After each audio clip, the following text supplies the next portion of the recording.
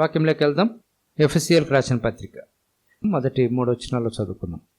క్రీస్తు యేసు అపోస్తలుడైన పౌలు ఎఫెసులో ఉన్న పరిశుద్ధులను క్రీస్తు యేసునందు విశ్వాసులు అయిన వారికి శుభమని చెప్పి వ్రాయినది.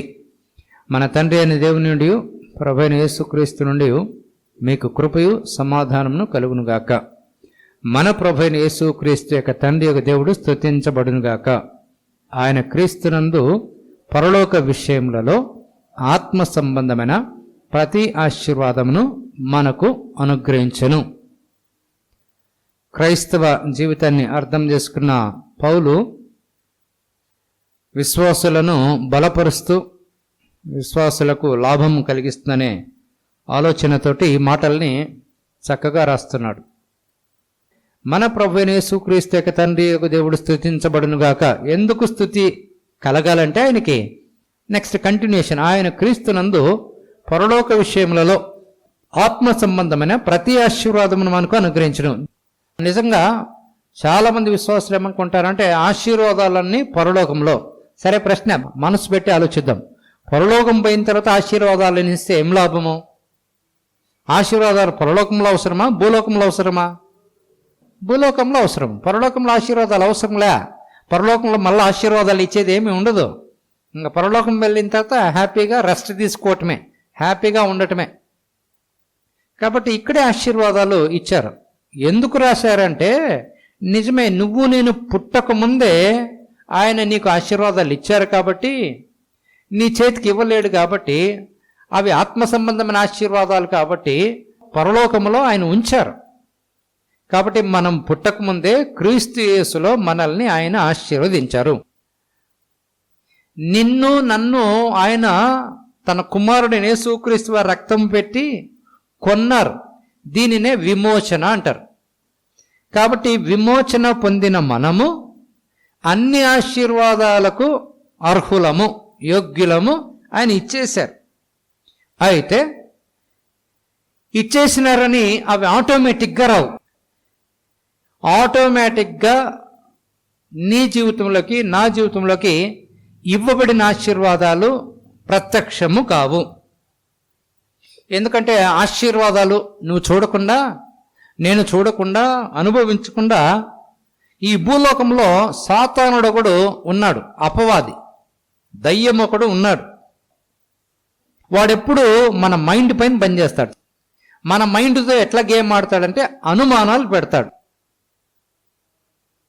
వాక్యం పైన అనుమానాలు పెడతాడు. దేవుని వాక్యాన్ని నమ్మకుండా నిన్ను అటు ఇటు కదిలించడానికి ప్రయత్నం చేస్తాడు. ఇంకా ప్రాముఖ్యమైన విషయం ఏంటంటే నిన్ను పాపంలో పెడతాడు. అది చిన్న పాపమా పెద్ద పాపమా డజంట్ మ్యాటర్, ఏదో ఒక పాపంలో పెట్టడానికి ప్రయత్నం చేస్తాడు. సాతానుడు పాపంలో పెట్టిన తర్వాత నిజమే ఆశీర్వాదాలని మనం పొందుకోవటానికి అర్హులము కాదనుకుంటాం. కాబట్టి ఈ భాగంగా వాడు రకరకాల ఆటంకాలు కలిగించడానికి వాడు ప్రయత్నం చేస్తాడు. ఏది ఏమైనా ఆశీర్వదించబడిన వ్యక్తి అని నీకు తెలియకపోయినా ఎవరికి బాగా తెలుసు? నిన్ను చూస్తానే వానికి తెలుసు, ఈయన ఆశీర్వదించబడిన వ్యక్తి అని 100% బాగా తెలుసు. మనకు తెలియదు. అందుకే చాలాసార్లు దేవుని నమ్ముకొని ఇన్ని సంవత్సరాలే ఆశీర్వాదాలే లేవంటావు. వాడు అనుకుంటాడు, అబ్బా ఇట్లుండు చాలు, నువ్వు ఇంత మాత్రం ఉండు, ఇంక నీ కథ చూసుకుంటా అంటాడు. కాబట్టి ఎవరిది సమస్య? దేవుని సమస్యగా. దేవుడు పుట్టక ముందే అన్నీ చేసేసినాడు. God did everything for you even before the foundations of the world. అన్నీ చేసేసినాడు దేవుడు. 107వ కీర్తన చూడండి, 20వ వచనం.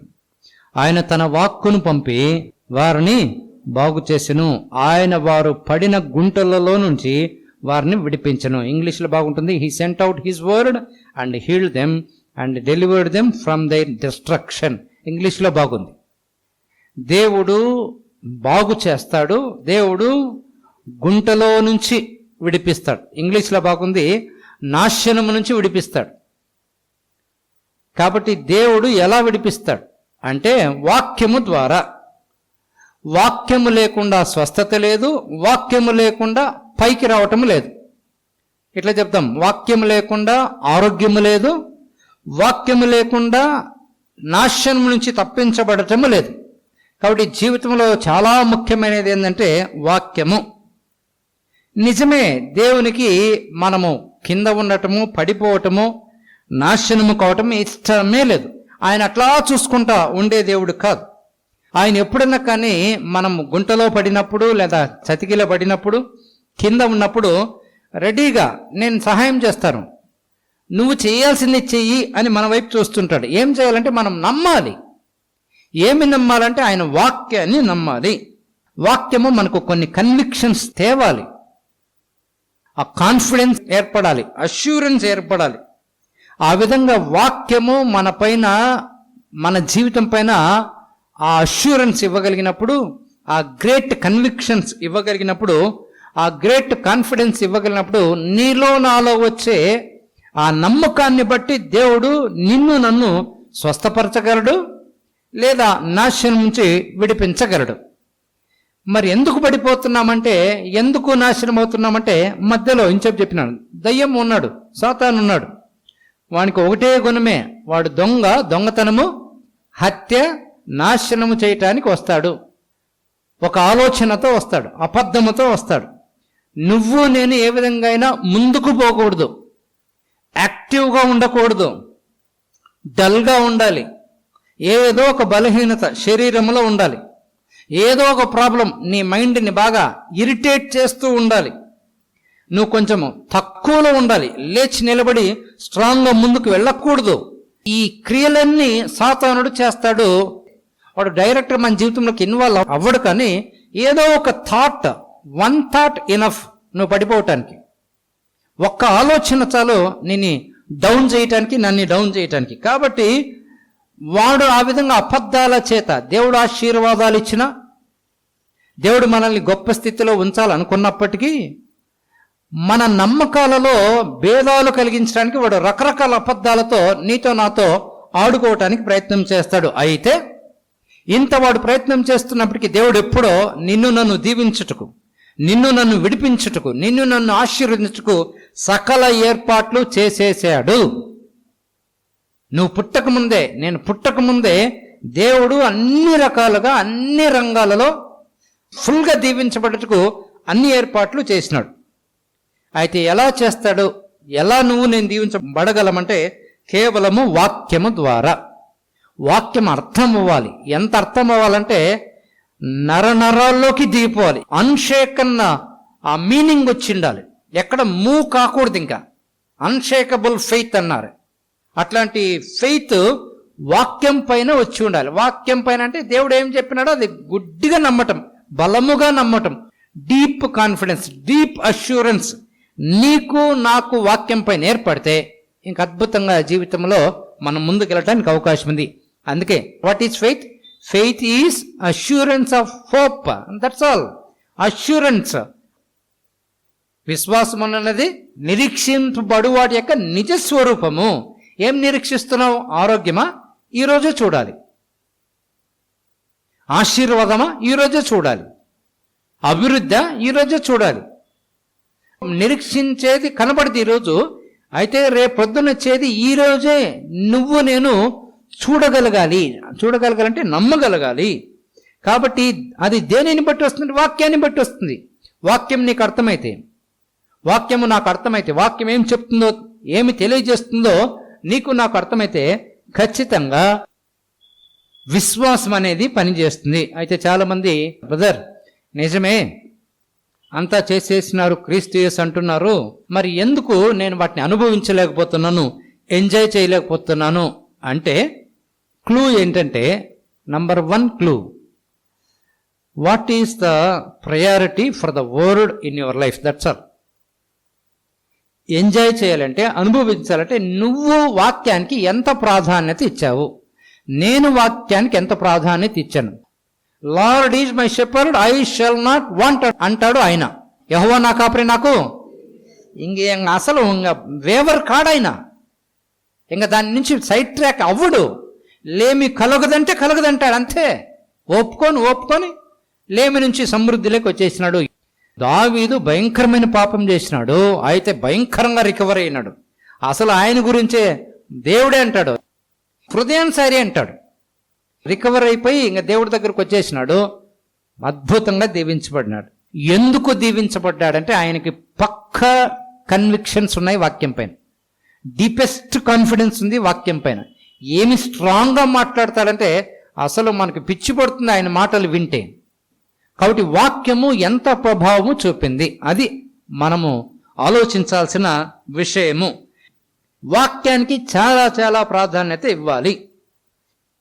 ఆయన చిత్తము మన జీవితంలో జరగాలంటే ఆయన చిత్తం ఏదో తెలిసి ఉండాలి. అర్థమైందా?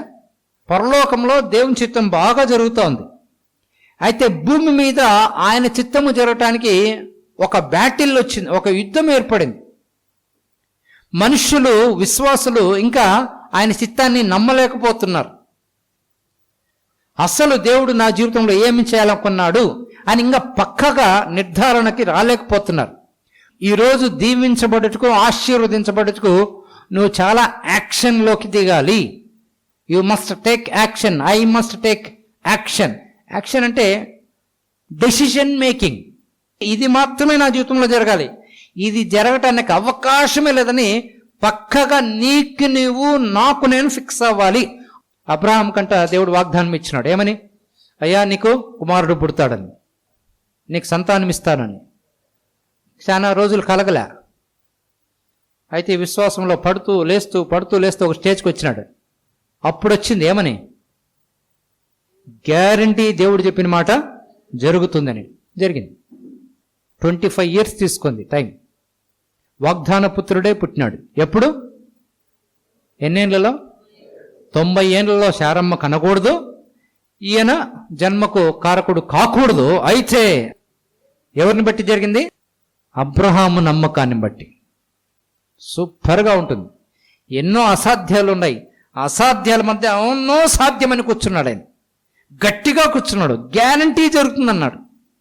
అంత ఫిక్స్ అయినాడు. కాబట్టి ఆయనకు దేవుడు కుమారుని ఇవ్వటం జరిగింది. కుమారుని సమర్పించమన్నప్పుడు కూడా ఎంత ఫిక్స్ అయిపోయినాడు ఆ మనిషి. అట్లాంటి ఫిక్సేషన్స్ ఉన్నాయా? అట్లాంటి డీప్ కన్విక్షన్స్ వాక్యంతో మనకు ఉన్నాయా? అవి వచ్చిన తర్వాత గ్యారంటీ అద్భుతమైన కార్యాలు నీ జీవితంలో, నా జీవితంలో జరగటానికి అవకాశం ఉన్నది. కాబట్టి దేవుని చిత్తము జరగాలంటే అసలు దేవుని చిత్తము ఏది అని నీకు అర్థం కావాలి. నీ చిత్తం జరిగించుకో అని ఆయనకి చెప్పేది కానీ ఆయన చిత్తము నీ జీవితంలో ఏంటి, ఈరోజు ఏంటి, రేపేంటి, మన బిడ్డల జీవితంలో ఏంటి, మన వ్యాపారంలో ఏంటి, ఖచ్చితంగా తెలిసి ఉండాలి. తెలిసి ఉన్నప్పుడు మాత్రమే మనము అడుగుతాము. అడిగినప్పుడు సాతానుని వ్యతిరేకిస్తాము. తద్వారా దేవుడు మన నమ్మకాలను బట్టి, మన నిరీక్షణను బట్టి దేవుడు మన జీవితాల్లో కార్యాలు చేయడానికి అవకాశం ఉంది. కాబట్టి నమ్మకాల మధ్య యుద్ధం జరుగుతుంది. ఏం నమ్ముతున్నాం? వాక్యాన్ని నమ్ముతున్నామా, సాతాను చెప్పే అబద్ధాలని నమ్ముతున్నామా? అది చాలా ప్రాముఖ్యమైన విషయం. మనం ఒకవేళ నిజంగా దేవుని చిత్తము అర్థమయ్యి ఇది ఖచ్చితంగా దేవుడు జరిగిస్తాడు, ఇది ఖచ్చితంగా దేవునికి జరిగించుటకు ఇష్టమే అని నువ్వు చాలా సీరియస్ అయితే, నేను చాలా సీరియస్ అయితే, ఖచ్చితంగా దేవుడు అప్పుడు నీ పక్షాన నిలబడతాడు, నా పక్షాన నిలబడతాడు. ఎందుకంటే నువ్వు నమ్మినావు కాబట్టి, నేను నమ్మినాను కాబట్టి ఆయన నేను రెడీ, సిద్ధం, చలో అని నీ పక్షాన నా పక్షాన నిలబడి ఏ కార్యమైనా చేయటానికి ఆయనకు ఈజీ అవుతుంది. మన నమ్మకాలను బట్టి ఆయన కార్యాలు మన జీవితంలో చేయగలడు. మనల్ని ఎట్లా చేసి ఉన్నాడు? నురిపిడిమ్రానుగా చేసి ఉన్నాడు. కొత్తదైన పదునైన నురిపిడిమ్రానుగా. నువ్వు కొండలను ఏం చేస్తావు? పిండి చేస్తావు. పర్వతాలని పొడి చేస్తావు, గాలించేస్తావు. అబ్బాబ్బా, such a man you are అని దేవుడు నీతో నాతో మాట్లాడతాడు. దేవుడు మన నోటిని ఎంత వాడుకుంటాడంటే అసలు భారీ ఎక్స్పెక్టేషన్స్ ఉన్నాయి. ఆయన మనల్ని ఒక రకంగా చూస్తున్నాడు, మనమేమో మనల్ని ఇంకొక రకంగా చూసుకుంటున్నాం. 49 యెషయా. ద్వీపంలారా నా మాట వినడి, దూరమున ఉన్న జనులారా ఆలకించుడి. నేను గర్భంన పుట్టగానే యెహోవా నన్ను పిలిచెను, తల్లి నన్ను ఒడిలో పెట్టుకునేది మొదలుకొని ఆయన నా నామము జ్ఞాపకం చేసుకునేది. హల్లెలూయా. 2వ వచనం చదువుతారా? నీ నోటిని, నా నోటిని ఆయన ఎట్లా చేసినాడు? వాడిగల ఖడ్గం ఏం చేస్తుంది? నరుక్కొని పోతుంది. సో నువ్వు పవర్ఫుల్గా ఉండాలంటే, నేను పవర్ఫుల్గా ఉండాలంటే you should use your mouth, I should use my mouth. The way in which manner we use then follows the things. మనము మన నోటిని ఏ విధంగా వాడతామో వెంటనే క్రియలు ప్రారంభమవుతాయి. ఎవరు మాట్లాడతారు? హృదయం నుండి ఉండే దాన్ని బట్టి నోరు హృదయం నిండాలంటే వాక్యపు ముద్రలు పడాలి. దేవుడు నన్ను వాడిగల ఖడ్గంగా చేసి ఉన్నారు. ఎవరంట మనము? వాడిగల ఖడ్గం. ఎందుకు వాడిగల ఖడ్గము? ఇంట్లో పెట్టాక నోట్లో వచ్చే మాటలు చాలా ప్రాముఖ్యం. అసలు ప్రిన్సిపుల్ ఏదబ్బా. వితౌట్ వర్డ్ ఏమీ జరగదు, మాట్లాడకుండా ఏమీ జరగదు. స్పీక్ అవుట్ అని దేవుడు అంటాడు. నెక్స్ట్ నుండి తన చేతి నీడలో నన్ను దాచున్నాడు. అబ్బాబ్బా, నన్ను మెరుగు, అసలు ఏం వదలట్లేదు దేవుడు. నన్ను మెరుగు పెట్టిన అంబుగా చేసి తన అంబులో పొదిలో మూసిపెట్టి ఉన్నాడు. అబ్బా, టైంకి తీస్తాడు నీతో. హిందూపురంలో టైంకి నీతో తీస్తే నువ్వేమో నేనా ఖడ్గము అంటావు. అది మన ప్రాబ్లం. స్వస్థపరచబడ్డానని చెప్తూనే ఉండాలి, ఖచ్చితంగా జరుగుతుంది. అప్పులు పోయినాయి ఖచ్చితంగా చెప్పాలి. నా పనులన్నీ ఆశీర్వదించబడతాయి. ఒక పక్కన ఫెయిల్ అయిపోతూ ఉంటుంది భయంకరంగా, అప్పుడు చెప్పాలి. ఏమని? మనం అనుకున్న పనులు అసలు జరగవు, అప్పుడు చెప్పాలి. ఖచ్చితంగా జరుగుతా ఏం చెప్పాలి, గ్యారంటీ జరిగిపోయినా ఏం చెప్పాలి. ఆ విధంగా దేవుడు మనల్ని వాడుకోవాలని పదునుని నీకు నాకు ఇచ్చారు. నోటి మాటలు చాలా చాలా ప్రాముఖ్యం. అందుకే దేవుడు ఈరోజు మనల్ని చూసి నీ ముందర ఏది నిలబడదు అని ఆయన అంటారు. అయితే ఎప్పుడు నిలబడదంటే నువ్వు లేచి నిలబడాలి, ఆ గ్యాప్లో నిలబడాలి. ఇంకా దానికి అత్త వేరు, మన లైఫ్ వేరైపోతుంది ఖచ్చితంగా. ఒకవేళ ఈరోజు రేపు జరగకపోయినా ఖచ్చితంగా రాబోయే కాలంలో జరగటానికి అవకాశం ఉంది. దేవుడు అంటాడు, నా చిత్తానికి వ్యతిరేకంగా ఏది అసలు ప్రపంచమంతా ఎదురైనా నా చిత్తమే నీ జీవితంలో జరుగుతుంది. అయితే ఎప్పుడు జరుగుతుంది? నువ్వు నిలబడాలి. గిద్యోను రా బయటికి రా అన్నాడు. వచ్చినాడు హీరో. గిద్యోను ఏమనుకున్నాడు? పిరికోడు అనుకున్నాడు. అయితే కమ్ కమ్ కమ్ హీరో నువ్వు అన్నాడు. బలాఢ్యుడంటే నేను నిజంగా వచ్చి నిలబడ్డాడు.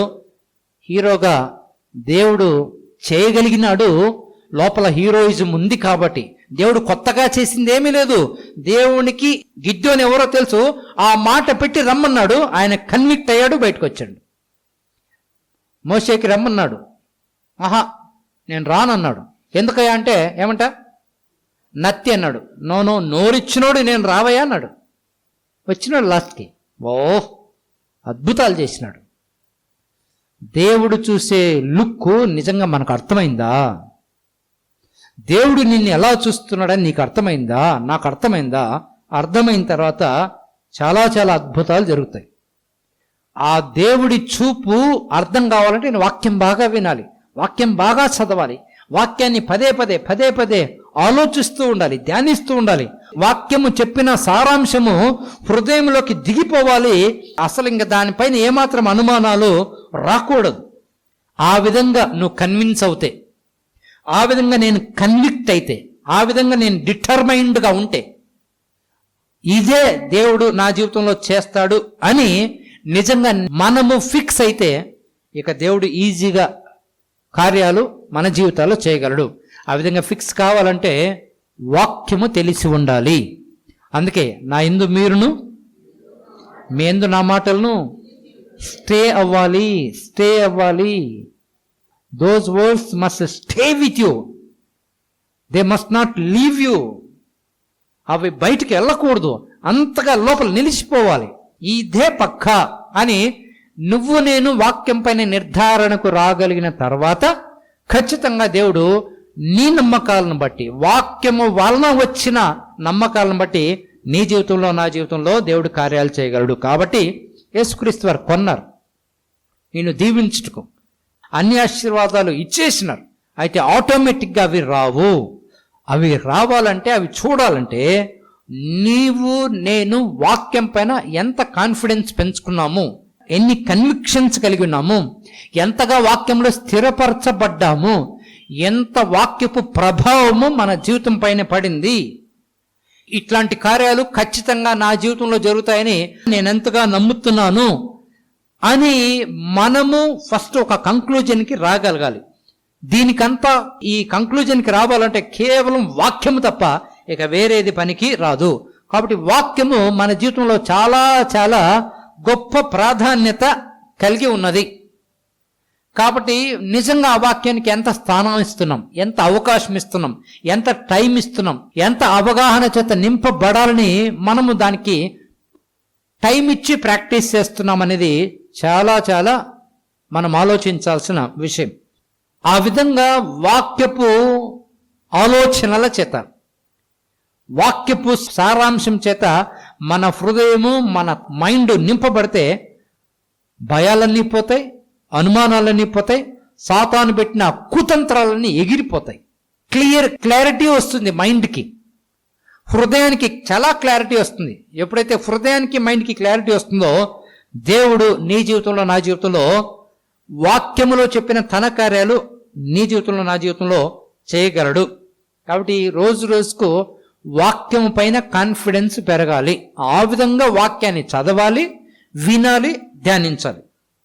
కాబట్టి ఈరోజు మన కాన్ఫిడెన్స్ ఎంత, మన కన్విక్షన్స్ ఎంత, మన అష్యూరెన్స్ ఎంత ఒకసారి చూద్దాం. తెస్సలోనిక వాళ్ళు ఎట్లా వాక్యాన్ని చూస్తారో చూద్దాం ఒకసారి. మనము వాక్యాన్ని ఎట్లా చూస్తున్నామో తెస్సలోనిక సంఘము ఎట్లా చూస్తుందో ఒకసారి చూద్దాం. మొదటి తెస్సలోనికేయులకు రాసిన పత్రిక 2వ అధ్యాయం. వాళ్ళు ఎలా వాక్యాన్ని వింటూ వచ్చారు, మనము ఎలా వాక్యాన్ని వింటున్నామో ఒకసారి చూడటానికి అవకాశం. వాళ్ళ దగ్గరికి వాక్యం వచ్చినప్పుడు ఎలా వాళ్ళు దాన్ని అంగీకరించారు, మనము ఎలా అంగీకరిస్తున్నాము అనేది ఇక్కడ మనకు అర్థమవుతుంది.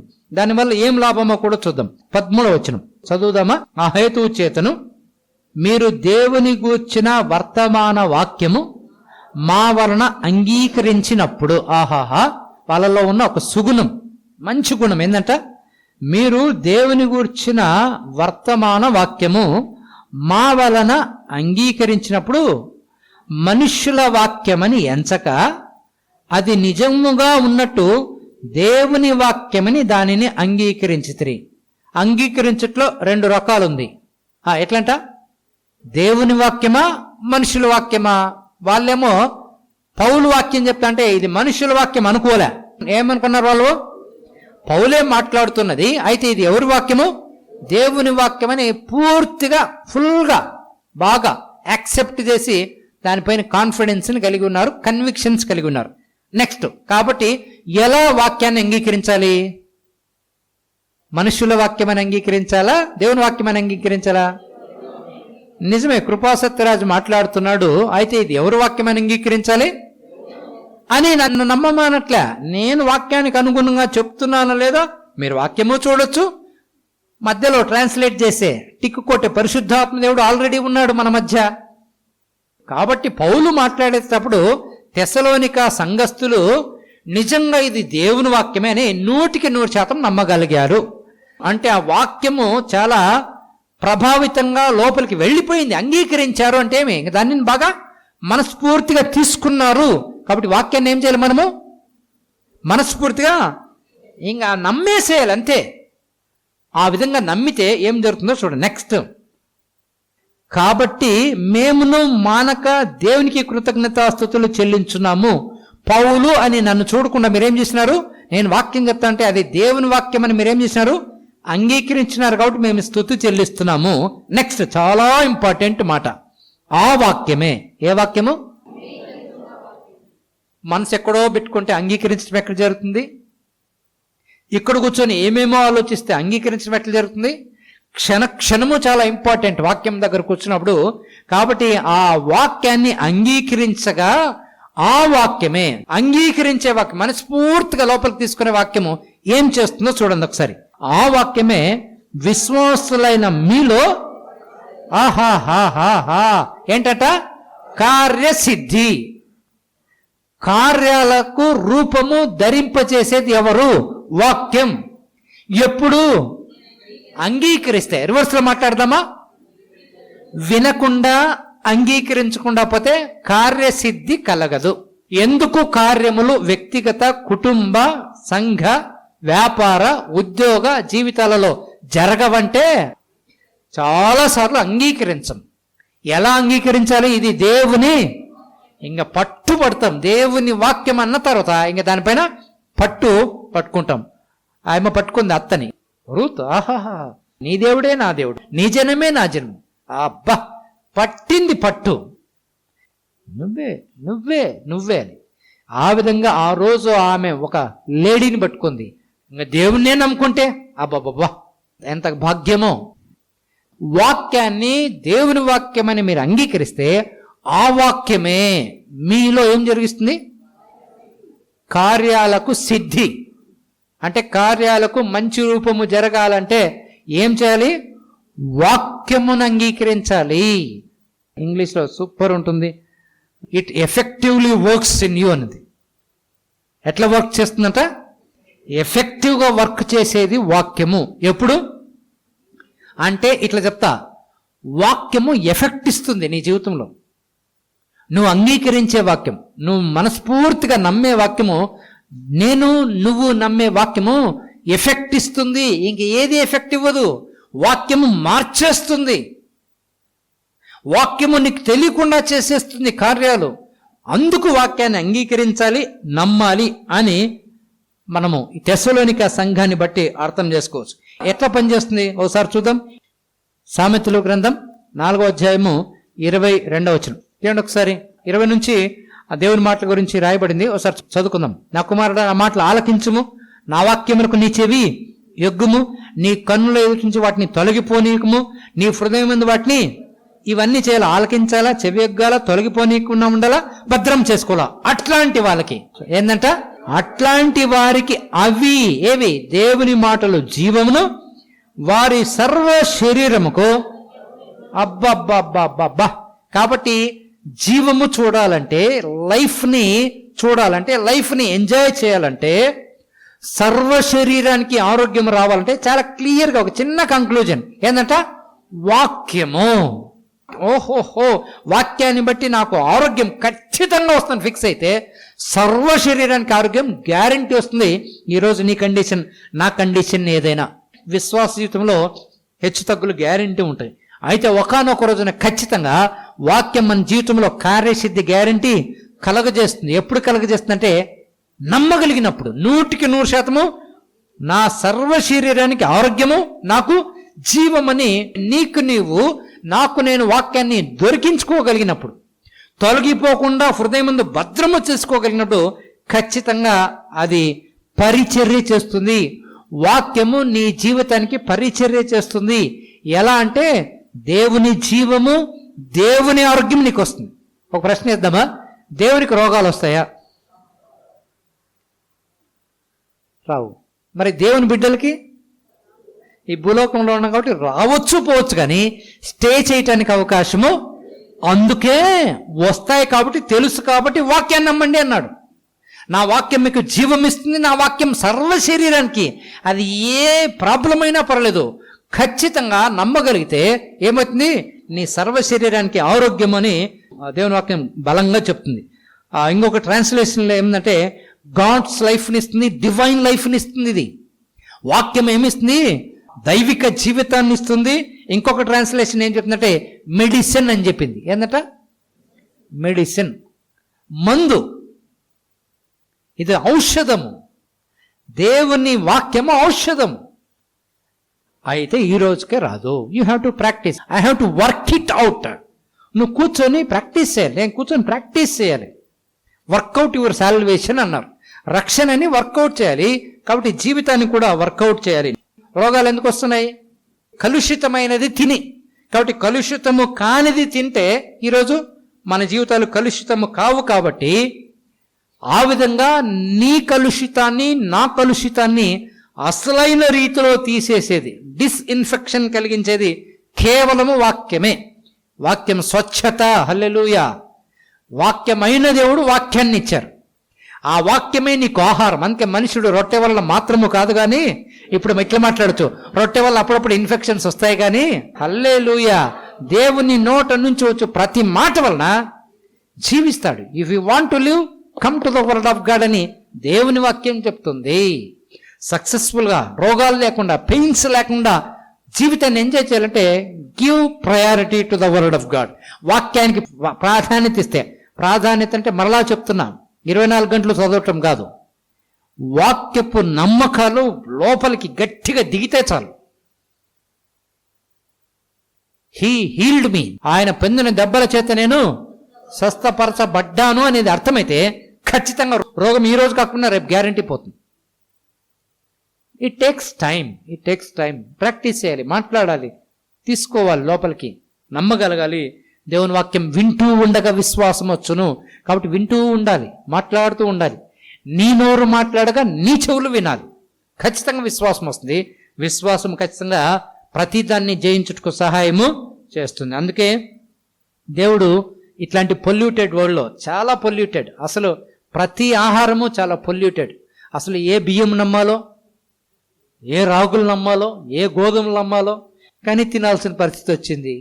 అందుకే ఈ కాలం వస్తుందని దేవుడు తెలిసి నేను నీ ఆహారాన్ని దీవిస్తాను అన్నాడు. అద్భుతమైన దేవుడు, అన్నీ తెలుసు ఆయనకి. తీయండి ఒకసారి, నిర్గమకాండంలోనే మాట్లాడేసినాడు.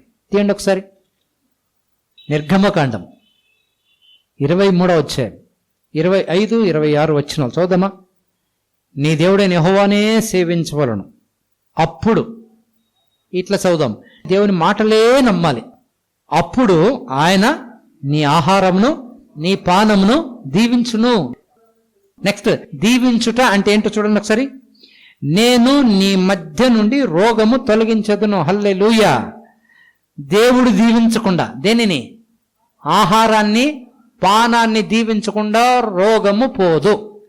దేవుడు దీవించుకుంటే రోగం వస్తుంది, దేవుడు దీవిస్తే. కాబట్టి ఏం చేయొచ్చు? ప్రార్థన చెప్పండి. కామన్ 1 సెకండ్ ప్రేయర్ చెప్పండి. దేవా, ఈ ఆహారాన్ని దీవిస్తున్నావు, స్తోత్రం. టేక్, తినేసేయచ్చు. ప్రభువా, thanks for food, please bless this. If you not bless I can't get health lord. చిన్న మాట చెప్పి, మనసులో చెప్పి తింటే ఎంత ఆశీర్వాదము. రోగాలు పోవాలంటే ఏం చెప్పండి? టెక్నిక్ చెప్పండి. ఇన్ని రోజులు రోగాలు వచ్చినాయి, ఈ రోజు నుంచి ఒక మంచి శుభ సూచకం. దేవునికి తెలుసు అంత మందులు వేసి పండిస్తున్నారని. అందుకే దేవుడు ఎక్సోడస్లో రాసి పెట్టినారు. ఏం చేయాలి మనము? ప్రభువా, ఈ ఆహారాన్ని దీవించు తండ్రి, దీవించినావు, థ్యాంక్ యూ, నాకు ఏ రోగం లేకుండా చేసినావు. చూడండి ఒకసారి 26. కడుపు దిగబడినదియు గొడ్డుదియు నీ దేశంలో ఉండదు, నీ దినముల లెక్క సంపూర్తి చేసేదను. అంటే you will enjoy the days full. నీ జీవితంలో రోగం లేకుండా, అనారోగ్యం లేకుండా, షుగర్ లేకుండా, బీపీ లేకుండా, ఏ పెయిన్స్ లేకుండా you will enjoy all the days of your life when you pray. దేవుడు నా పానాన్ని, నా ఆహారాన్ని దేవుడు దీవిస్తాడు. రోగము లేకుండా పరిశుద్ధపరిచి దీనిని నాకు అనుగ్రహిస్తాడని కన్విక్షన్ నీకు వస్తే ఖచ్చితంగా ప్రార్థన చేస్తావు. ప్రతిదీ తాగే ముందు, ప్రతిదీ తినే ముందు ఏం చేస్తావు? ఖచ్చితంగా ప్రార్థన చేస్తావు. ఎందుకు ప్రార్థన చేయమంటే దాన్ని ఏమనుకున్నాము? ఏదో ఆచారం అనుకున్నాము. ఆచారము కాదు. చెప్పండి, ఇది ఆచారం కాదేంటిది? దీవిస్తున్నాము, ఆశీర్వదించమని ప్రార్థన చేస్తున్నాము. ఆశీర్వాదమైనది తింటే జీవితంలో సుఖముగా ఉంటాము, రోగము లేకుండా ఉంటాము, ఆనందంగా ఉంటాం. కాబట్టి దేవుడు అవకాశం ఇచ్చినారు. కాబట్టి రోగాలు తేవటానికి రకరకాల మార్గాలు ఉన్నాయి లోకంలో. అసలు రోగానికి కారణం ఎవరు? సాతానుడు. ఎందుకు వాడు తేవాలనుకుంటాడు ఆలోచించినామా? నిజంగా వానికి ఏమి ఎంత ఖుషీనా? ఏమీ లేదు. నీకు రోగం వస్తే, నాకొక రోగం వస్తే ఇక దాని గురించి ఆలోచించుకుంటూ ఉంటాం అంతే. మనం వీక్ అవుతాము, స్ట్రాంగ్గా ఉండము, స్లో అయిపోతాము, ఎఫెక్టివ్గా ఉండము, ఫుల్ కాన్ఫిడెంట్గా ఉండము. నిన్ను డ్రాగ్ చేయాలా, నిన్ను వెనక్కిలాగలా, డిస్ట్రాక్ట్ చేయాలా, నీ పథంలో నువ్వు సూర్యునిలాగా, వీరునిలాగా వెళ్ళటానికి అవకాశము ఇవ్వకుండా ఉండటానికి వాడేం చేస్తాడు? కాబట్టి ఎప్పుడైనా రోగం ఏదైనా మనల్ని వెంటాడుతుంటే ఏమనాలా? ఓహోహో, నాది వే సూపర్ అని వీనికి తెలుసు. కాబట్టి దేవుడు నాకు ఆరోగ్యం ఇస్తారు, నా వే సూపర్ ఉంది, రేపు ఎంజాయ్ చేసే దినాలు చాలా ఉన్నాయి, అవి ఉన్నాయి కాబట్టి వీడు నన్ను వేధించే ట్రై చేస్తున్నాడని ఆ కొంచెము కొత్త జ్ఞానము చేత నింపబడి వాడిని ఓడించడానికి మనం కొన్ని నమ్మకాలు తెచ్చుకోవాలి. కాబట్టి సాతానుడు రకరకాల రోగాలు, సమస్యలు ఎందుకు తెస్తాడంటే నువ్వు వీక్ అవ్వాలి, నువ్వు బలహీనము కావాలి, నువ్వు కొంచెం వెనకబడాలి, అయ్యో చేత కాదని కేకలు వేయాలి, అయ్యో నేను ఒంటరివాణ్ణి, అయ్యో నా అసలు ఏమీ చేయలేకపోయినని, ఈ ఆలోచన ఒకటి చాలయ్యా జీవితాన్ని కొలాప్స్ చేయాలంటే. కొంతమంది కొన్నిసార్లు ఆత్మహత్యలు చేసుకుంటారు. ఏం తెలుసా వాళ్ళ ప్రాబ్లం? వాళ్ళ ఆలోచనలో వాళ్ళు ఓడిపోయినారు అంతే, దట్స్ ఆల్. వాళ్ళ సూసైడ్కి కారణము జస్ట్ వాళ్ళ ఆల్ డిఫీటెడ్ థాట్స్. నువ్వెంతే, నువ్వు ఫెయిల్, ఏం సాధించలేవు, అయిపోయింది. ఎవరో ఏమన్నారు, ఈ కథే కాదు, ఇది కథ కాదు, నిజమే. వాళ్ళు అనింది నిజమే, దాన్ని ట్రాన్స్లేషన్ చేసింది ఎవరు? ఈయన. లేని ట్రాన్స్లేషన్ చేసి వాళ్ళ మైండ్కి ఎక్కించి వాళ్ళని డిస్ట్రాక్ట్ చేస్తాడు. అందుకే దేవుని వాక్యము జీవము, హల్లెలూయా, ఏమొస్తున్నది? జీవము. మరణాన్ని తప్పిస్తుంది, రోగాన్ని తప్పిస్తుంది, సర్వ శరీరానికి ఆరోగ్యమని దేవుడు అన్నాడు. కాబట్టి దేవుడు మన పానాన్ని, మన ఆహారాన్ని దీవిస్తారు. మనకు ఆరోగ్యం ఉండటము దేవుని చిత్తము. నీ జీవితాన్ని పూర్తిగా సుఖముగా అనుభవించుట దేవునికి ఇష్టము, చాలా ఇష్టము. దేవుడు నువ్వు ఏ రోగము లేకుండా హ్యాపీగా, ప్రశాంతంగా, చక్కగా, మంచి ఆరోగ్యంతో ఉండాలని దేవునికి చాలా చాలా చాలా ఇష్టము. అందుకు దేవుని వాక్యం మనం వినాలి. ఇంతటి కాంక్రీట్ అండర్స్టాండింగ్ తెచ్చుకోవటానికి వాక్యంని వినాలి, చదవాలి, ధ్యానించాలి. కాబట్టి దేవుని వాక్యము మనలో గొప్ప నిర్ణయాలు, నిర్ధారణకు నిన్ను నన్ను తీసుకురావాలి. నీ కాన్ఫిడెన్స్ లెవెల్స్ పెరగాలి, నీ అష్యూరెన్స్ లెవెల్ పెరగాలి. అన్ని రంగాలలో, కేవలం ఆరోగ్యమే మాత్రమే కాదు, జీవితంలో చాలా రంగాలు ఉన్నాయి. అన్ని రంగాలలో గొప్ప నిర్ధారణ కలిగి రేపటి జీవితం అద్భుతమైనది అని ఆ చక్కటి ముగింపుకు నువ్వు 100% నువ్వు రాగలటానికి దేవుని వాక్యం సహాయం చేస్తుంది. అందుకే క్రీస్తు యేసు విమోచన ఇచ్చారు, తన రక్తాన్ని కార్చి. అద్భుతం. నువ్వు ఇంతగా ఎంజాయ్ చేయటానికి, నేను ఇంతగా ఎంజాయ్ చేయటానికి, అన్ని రంగాలలో ఒక చక్కటి అవగాహన చేత నింపబడి, విజయాల చేత నింపబడుటకు దేవుడు క్రీస్తు యేసులో నిన్ను కొన్నారు. లాంటి ఇట్లా చెప్తా, దేవుడు తన కుమారుడైన యేసు క్రీస్తు వారి రక్తం ఇచ్చి కొన్నారు. నువ్వు విలువైన వాడివి, నువ్వు ఆరోగ్యవంతుడు, నువ్వు అభివృద్ధిలోకి వెళ్తావు, నువ్వు ఏదో గొప్ప కార్యాలు సాధిస్తావు కాబట్టి నిన్ను కొన్నారు. ఇట్లా మాట్లాడతా. నువ్వు ఒకవేళ నిష్ప్రయోజకుడైతే నిన్ను కొనడు. చెప్పండి, వేస్ట్ దాన్ని కొంటామా? మనం డబ్బులు పెట్టి కొంటామా? ఒక 10,000 రూపాయలు పెడుతున్నాము ఒక ఐటెం కంటే, లేదా 1,00,000 రూపాయలు పెడుతున్నామంటే అది చాలా విలువైంది. చెప్పండి, ధనము గొప్పదా, రక్తము గొప్పదా? నిన్ను కొన్నవాడు ప్రియుడు, రక్తంతో కొన్నాడు. నువ్వు సామాన్యమైన వ్యక్తివి కాదు, నువ్వు చాలా గొప్ప వ్యక్తివి, నువ్వు చాలా విలువైన వాడు. అది నీకు తెలియకపోవచ్చు, నాకు తెలియకపోవచ్చు, ఆయనకు తెలుసు. కాబట్టి విలువైన వాడవు కాబట్టి నిన్ను కొన్నారు. నీ విలువ చాలా గొప్పది, నువ్వు చేసే కార్యాలు గొప్పవి, అవి సంఘానికి, సమాజానికి చాలా ప్రయోజనకరమే, నీ కుటుంబానికి చాలా ప్రయోజనకరమైనవి. కాబట్టి నిన్ను నన్ను ఆయన కొన్నారు. ఇట్టి కొనే కార్యంని యేసుక్రీస్తు వారిలో చేశారు. దీనినే విమోచన కార్యం అంటారు. ఏమంటారు? విమోచన, విడుదల అంటారు. ఈ విడుదల కొత్త నిబంధనలో రాలేదు, పాత నిబంధనలో చెప్పబడింది. ఇంకా విమోచన కార్యము క్రీస్తు యేసులో జరుగుతుంది. ఈ విమోచన కార్యము జరగకముందే ఈ విమోచనకు సంబంధించిన వాగ్దానాలు పాత నిబంధనలో చాలా ఉన్నాయి. ఇట్లాంటి గొప్ప విమోచన నీకు కలిగిస్తాడని, నాకు కలిగిస్తాడని, ఆ గొప్ప రిడెంప్షన్ గురించి, ఆ గ్రేట్ రిడెంప్షన్ గురించి, ఆ హయ్యెస్ట్ వాల్యుబుల్ రిడెంప్షన్ గురించి పాత నిబంధనలో చాలా చాలా టీచింగ్ ఉంది. రేపు ప్రొద్దున క్రీస్తు యేసులో ఎంత గొప్ప విడుదల, గొప్ప విమోచన ప్రజలకు కలుగుతుంది అని తెలియజేసే సారాంశము, టీచింగ్ పాత నిబంధనలో చాలా చాలా ఉంది. ఎలా ఉందంటే, దేవునికి పేర్లు ఉన్నాయి, కొన్ని యెహోవాకు రకరకాల పేర్లు ఉన్నాయి.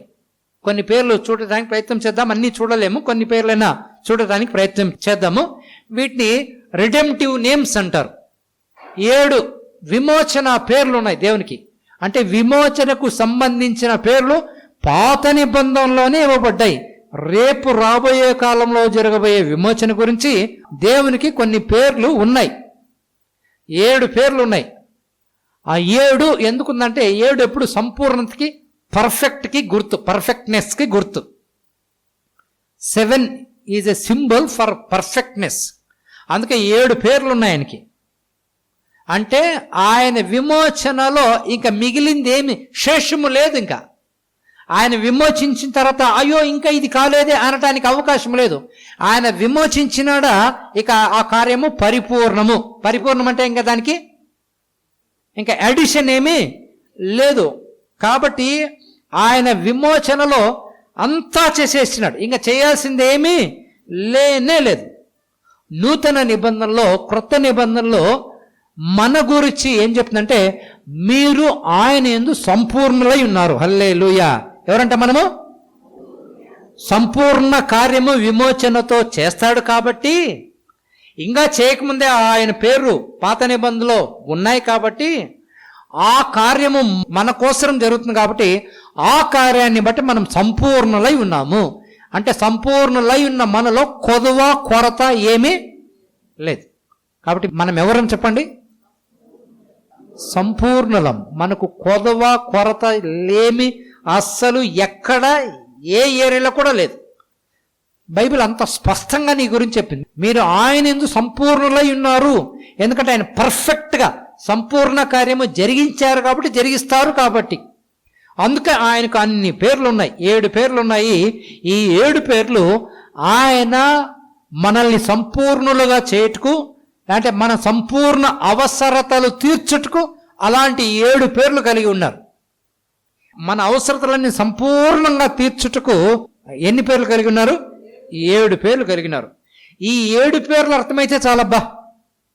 ఈ 7 పేర్ల పైన మంచి అభిప్రాయం, మంచి కన్విక్షన్, మంచి కాన్ఫిడెన్స్, మంచి అష్యూరెన్స్ ఏర్పడితే చాలు దేవుని కార్యాలు బలముగా మన జీవితంలో జరగడానికి అవకాశం ఉంది.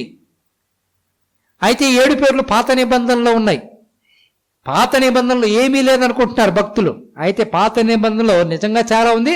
అర్థం చేసుకునే వాళ్ళకి చాలా ప్రయోజనం. రైట్. మొదటి పేరు యెహోవా షమ్మా. ఆయన పేరేంటి? యెహోవా షమ్మా. యెహోవా షమ్మా అంటే Lord is there or Lord is present. దేవుడు నాతో ఉన్నాడు. యెహోవా షమ్మా అంటే ఏంటి? దేవుడు నీతో ఉన్నాడు, దేవుడు నాతో ఉన్నాడు. నిజమే, దేవుడు మనతో ఉన్నాడా? ఉంటాడా? ఉండగలడా? నిజంగా మనం ఎలాంటి వాళ్ళమంటే దేవునికి మనకు మధ్య పెద్ద శత్రుత్వం ఉంది. అందుకే దేవుణ్ణి మనం అసహించుకున్నాము. అసలు దేవునికి మనకు సంబంధమే లేనట్టు గతంలో ఉండినాము. అయితే అంత దూరస్తులైన మనల్ని క్రీస్తు యేసు రక్తంలో ఏం చేసినారు? సమీపస్తులో ఒక్కటిగా చేసేశారు. అసలు దేవునికి మనకి పెద్ద అగాధం ఉంది. శత్రువులము, ద్వేషించిన వాళ్ళము. ఇప్పుడు ఏమైపోయినాము? ఒకటైపోయినాం. దేవుడు నీలోనే ఉన్నాడు. అది యెహోవా షమ్మా అన్నాడు. అంటే ఏంటి? నేను నీతో ఉంటాను అని అన్నాడు. ఆ పేరు అక్కడుంది. అయితే ఈరోజు ఏమైంది? అది కార్యరూపము దాల్చింది. దేవుడు నీతో, నాతో, నీలోనే, నాలోనే ఉన్నాడు. ఎందుకు నీలోనే, నాలోనే ఉన్నాడంటే యేసుక్రీస్తు చేసిన విమోచన బట్టి. యేసుక్రీస్తు వారు చేసిన ఆ శిలువ కార్యము ద్వారా వచ్చిన విమోచన బట్టి దూరంలో ఉండాల్సిన దేవుడు ఎక్కడున్నాడు? అసలు ఇంకొక రకంగా చెప్తా అంటాను, నువ్వు పొమ్మన్నా పోడు. బా, ఎంత మంచి భాగ్యము. ఇంకోటి చెప్తాం, రమ్మంటే రాలే. ఈరోజు పొమ్మంటే పోవటానికి నువ్వు రమ్మంటే రాలే. ఆయన నీ దగ్గరకు వచ్చి ఆయన నీ హృదయాన్ని తడితే నువ్వు తెరిచినావు కాబట్టి వచ్చినాడు. ఫస్ట్ ఎవరిది కార్యము? ఆయనది, నీది కాదు, నాది కాదు. మనుషులు తమకు తాముగా దేవుణ్ణి కనుగొనలేరు కాబట్టి దేవుడే తనకు తాను నీ దగ్గరికి, నా దగ్గరికి వెతుక్కుంటూ వచ్చారు. ఆయనే ప్రభు అయిన యేసుక్రీస్తు. నీ కోసం రక్తము కార్చిన వారు ఈ భూలోకంలో ఎవరు లేరు. పోనీ రక్తము కార్చి ఎవరైనా చనిపోయినారంటే వాళ్ళు లేరు. రక్తం కార్చి చనిపోయిన వాళ్ళంతా ఒకవేళ భూమిలో ఉన్నారు. భూమి మీద మళ్ళా సమాధిని గెలిచి బయటకు వచ్చిన వారు ఎవరు లేరు. ఇంత కార్యం ఎవరు ఎందుకు చేశారంటే నిన్ను విమోచించుటకు. ఆ విమోచనలో సంపూర్ణత ఉంది కాబట్టి, నీలోనికి ఆయన వస్తే తప్ప నువ్వు సంపూర్ణుడు కాదు. కాబట్టి ఆ సంపూర్ణునిగా నిన్ను చేయుటకు యెహోవా షమ్మా అనే పేరు ధరించి ఈరోజు యేసుక్రీస్తులో దానికి నిజ రూపం ఇచ్చారు. రెండవ పేరు యెహోవా షాలోమ్. ఈ పేరేంటి? యెహోవా షాలోమ్. యెహోవా షాలోమ్ అంటే దేవుడే సమాధానం. Lord is hour piece. దేవుడే నీ సమాధానం నా సమాధానం. నిజంగా దేవుడు ఎలా నీకు నాకు సమాధానం అయ్యారు ఒకసారి చూద్దాం. యెషయా గ్రంథం 53వ అధ్యాయం. ఏంటి ఈ మాట చదివితేనే అర్థమైంది. 53వ అధ్యాయము 5వ వచనం చూడండి ఒకసారి. మన అతిక్రమ క్రియలను బట్టి అతడు గాయపరచబడను, మన దోషములను బట్టి నలుగొట్టబడను. నెక్స్ట్ మాట చాలా ఇంపార్టెంట్. మన సమాధానార్థమైన శిక్ష. ఏం శిక్ష అది? సమాధానార్థమైన శిక్ష. చాస్టైజ్మెంట్ ఆఫ్ పీస్ అని ఉంటుంది. ఆ చాస్టైజ్మెంట్, ఆ శిక్ష ఎందుకోసం అంటే సమాధానం కోసం. అర్థమైంది అనుకుంటా. యేసుక్రీస్తు వారికి శిక్ష ఎందుకు పడింది? నీ సమాధానం కోసం, నా సమాధానం కోసం. నువ్వు పీస్ఫుల్గా ఉండటకు, నేను పీస్ఫుల్గా ఉండటకు. పీస్ అనేదే లేదు, సమాధానం అనేదే మన జీవితాలకి తెలియదు. అట్లాంటి తెలియని జీవితాలకి దేవుని సమాధానం పరిచయం చేయటానికి ఆ సమాధానానికి అర్థమైన శిక్ష ఎవరి మీద పడెను? ఆయన మీద పడింది. ఆయన మీద శిక్ష పడింది కాబట్టి ఈరోజు ఆయన సమాధానం నీకు ఇవ్వబడింది. ఒకవేళ ఆయన పైన శిక్ష పడకపోతే నీకు నాకు సమాధానము వచ్చేది కాదు. నిజమే, యెహోవా షమ్మా అన్నారు. ఈరోజు ఆయనే నీ సమాధానము నా సమాధానము అయి కూర్చున్నారు విమోచన కార్యాన్ని బట్టి. అది యెహోవా షమ్మా. నెక్స్ట్ యెహోవా రా అని ఉంటుంది. అంటే లార్డ్ ఈజ్ మై షెపర్డ్. ఏంటిది? Lord is my shepherd. దేవుడే నా కాపరి. ఎప్పటికీ, ఇప్పటికి మాత్రమే కాదు, ఎప్పటికీ నీ కాపరిగా ఉండటకు. ఈ భూలోకం మట్టుకే కాదు, ఈ భూలోకం తర్వాత కూడా నీకు నాకు కాపరిగా ఉండుటకు ఆయన ఏమైనారు? నీ కాపరి నా కాపరి అయినారు. ఎంత మంచి కాపరి అంటే, మంచి కాపరి ఏం చేస్తాడంట? తన గొర్రెల కోసం ఏం చేస్తాడు? ప్రాణం పెడతాడు. నిజమే, ఆయన మంచి కాపరి అవటానికి ఆయన ఒక కార్యం చేసేస్తున్నాడు నీకోసం. ఎప్పుడు కాపరిగా ఉండటకు, నీకు లేమి లేకుండా చేటుకు, నీకు అన్ని రంగాల్లో ఏది కొదువు లేకుండా చేటుకు ఆయన కాపరి కావాలంటే ఆయన తన ప్రాణం పెట్టాలి. అందుకే నీ కాపరి నా కాపరి మన కోసం ఏం చేశారైనా? ప్రాణం పెట్టారు.